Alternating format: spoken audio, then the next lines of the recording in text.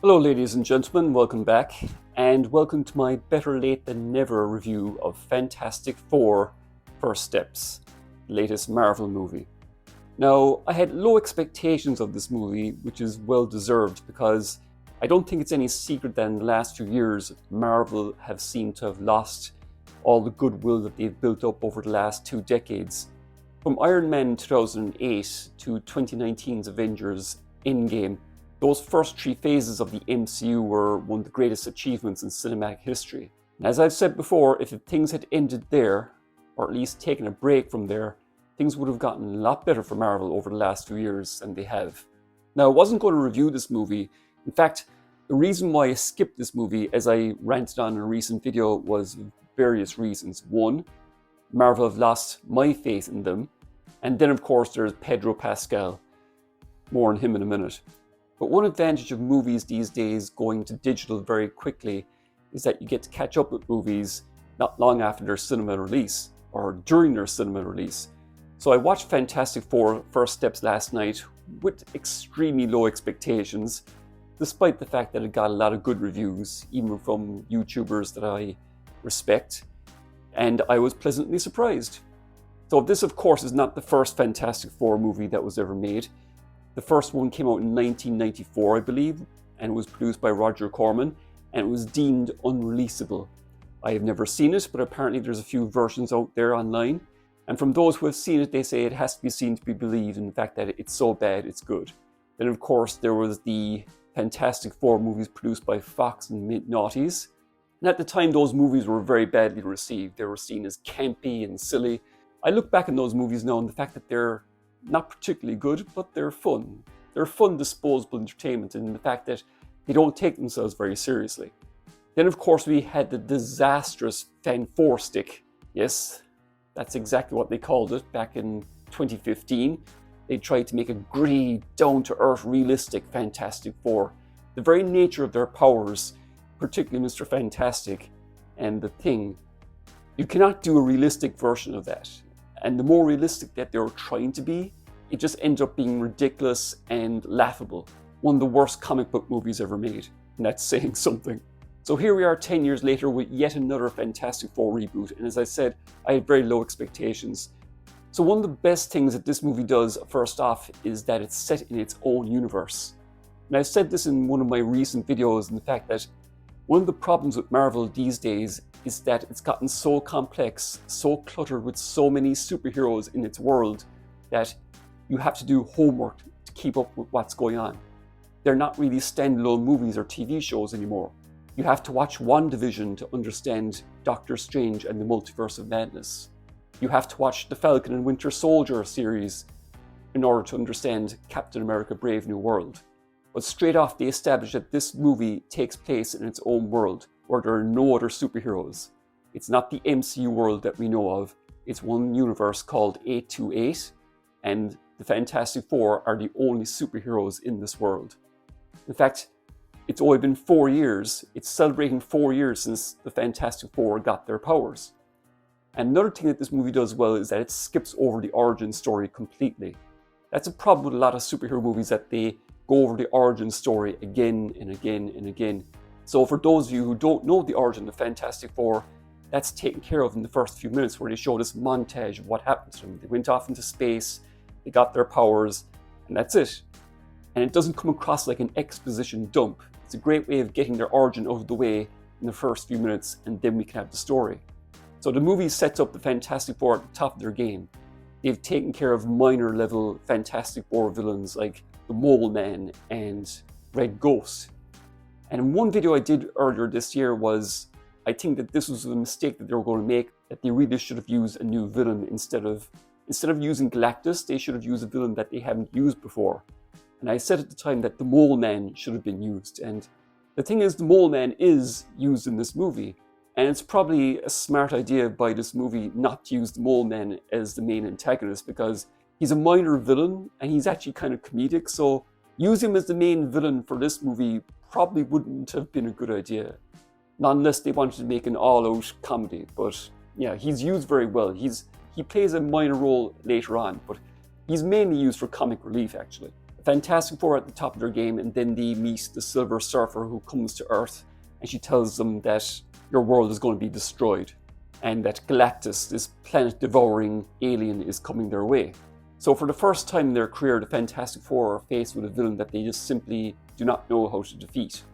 So one of my main reasons for skipping this movie at the cinema was Pedro Pascal's casting as Reed. Not only is he an overexposed actor in my opinion, but he's just not a very good actor. And that's not to say anything about the crazy stuff he comes out with his politics and his antics during interviews. He just comes across as a very unlikable person.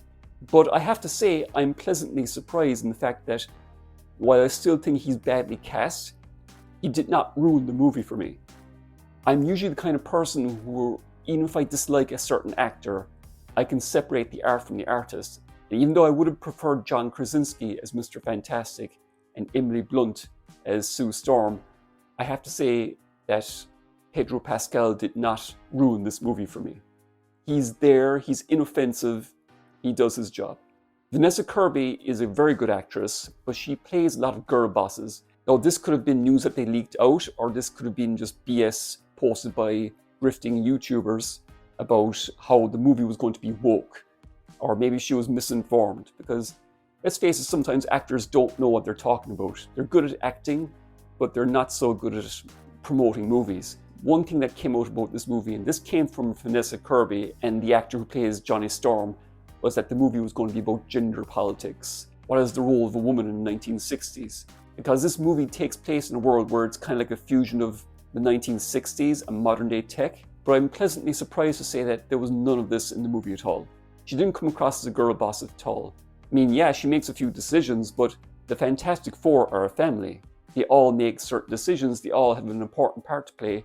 So that was a pleasant surprise. That whole thing about it being about girl power was total BS. The other thing leading up to the movie's release which concerned me was the actor who played Johnny Storm saying that Johnny Storm was not going to be seen as a womanizer. Now, if you've read the comics, you know Johnny Storm has always been a womanizer. And there was even some speculation that his version of the Human Torch would be gay. But again, it turned out to be BS. He is clearly established to be a ladies' man. They just don't dwell on it. They establish that he likes women, the women like him, but they really don't show a lot of that. And he's actually the most fully rounded character in the movie. The problem with the Thing in the Fantastic Four movies is that he's a very difficult character to get right visually. They used prosthetics back in the noughties for the Fantastic Four movies back then, and they used this weird kind of CGI in the Fan Four Stick movie 10 years ago. They never got it right, but I'm pleased to say that in this movie, they get the look of them down solid. They do save themselves a little bit of money because traditionally in the comics, the Thing does not wear the vest, the Fantastic Four vest. He's usually bare-chested, where you can see all the rocks in his appearance. And they only show one shot of this in this particular movie, but for the rest of the movie, he's got the sweater on. So they save themselves some money there during the VFX because they only have to concentrate on the face and the hands. But they do the face very, very well. They got the eyebrows right, and even later on in the movie, he's kind of got a stone beard. So the effect of the Thing is done very well, and the actor who plays him is very good. I have to mention as well, the big problem with Marvel movies, particularly in the last 10 years or so, was the amount of humor. They've really gone overboard with the humor. They can't have an emotional scene without undercutting it with a joke. And I was very pleasantly surprised to see that there are emotional stakes and there are world-ending stakes in this movie, and they don't shy away from that. You feel that there's a sense of impending doom, and they don't undercut that with stupid jokes. Yes, there is humor in this movie, but it's never overdone. Without giving away too much of the plot, the Fantastic Four are faced with potentially sacrificing something that they love in order to save the world. And that's a very interesting moral dilemma, and they don't shy away from that. And the depiction of Galactus is a huge improvement from the Rise of the Silver Surfer movie back in the day. And it's so strange because that movie got the Silver Surfer down perfect. But they depicted Galactus as a giant windstorm. But in this movie, they really convey Galactus very well from the comics, with some notable changes, because in the comics, Galactus is this giant being, and as fearsome he is, he's very pink. And they really darken his appearance in this movie, and he's very intimidating. I really like that. As for the female Silver Surfer, This was another point of contention before the film's release, in the fact that, for those of you who don't know the comics, traditionally the Silver Surfer is a male, and he's named Norrin Radd. Being modern Marvel, they had to have more women in the movie, so they gender swapped the Silver Surfer to one named Shalabal. And yes, I know there is a version of this in the comics, but she only exists in one issue of one random comic, I believe. But I have to say, this didn't come across as a girl power thing at all. In fact, after watching the movie, I feel that it distinguished this movie from the other version, because they did the Silver Surfer so well in the Rise of the Silver Surfer movie back in the day that you can't blame them for trying something different. And Johnny Storm has this kind of relationship with the Silver Surfer that plays off very well considering his history with women. What I will say is that the effects for the Silver Surfer here are not quite there. It's kind of unpolished, which is unforgivable considering that 20 years ago they did the Silver Surfer down perfectly. But overall, the female Silver Surfer, I had no problem with her at all. This movie is a very pleasant surprise. It's easily the best Fantastic Four movie ever made. Not exactly a high watermark. And it's easily the best superhero movie of the year. Again, not a tall order considering the crap that we've had to sit through this year.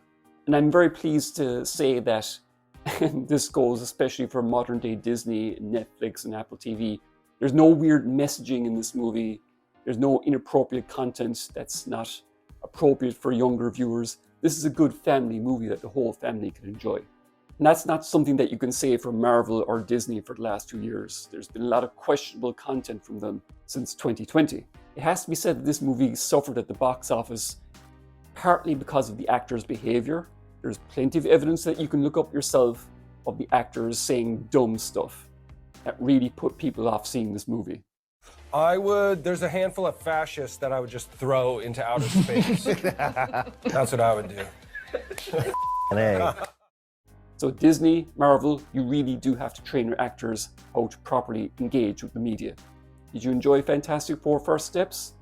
Did you think it was the worst Fantastic Four movie or the best? Let me know in the comments, and if you enjoyed this video, please give it a like. Consider subscribing if you haven't done so already. Share this video out there, and I'll see you all next time. Bye for now.